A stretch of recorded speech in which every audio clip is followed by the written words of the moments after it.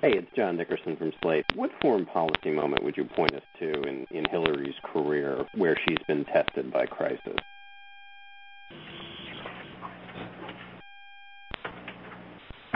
Well, I think that, as she says, she has been tested, throughout her life in so many matters. I think that she, again, has the experience and the strength that people see through her work on the Armed Services Committee and her work on extensively the military matters. I think it was a moment of test when she was in China and she stood up and said women's rights are human rights, that she showed the kind of wisdom that it takes to know when to push basic elements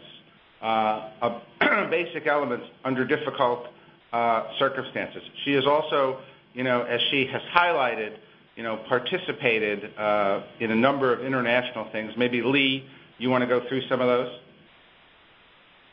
Yeah, well, happy to be with you on the call. Let me just say, this is Lee Feinstein, everyone. That one of the interesting things is that Senator Clinton has pretty broad support from the uniformed military, including the endorsement of 27 flag officers. That includes 4 at the rank of 4-star.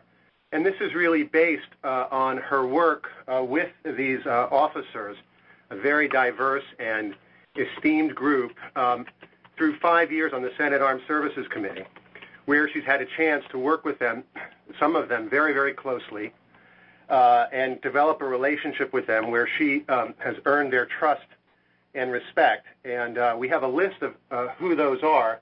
Let me just point out that they include 4 at the 4-star rank, including a former chairman of the Joint Chiefs of Staff, a former vice chairman of the Joint Chiefs of Staff, Admiral William Owens, who just endorsed her on Monday at her foreign policy speech in Washington.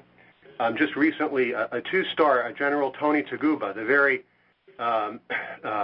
impressive and brave 2-star who investigated for the Army the scandal at Abu Ghraib, somebody who's very press shy and isn't wont to make endorsements.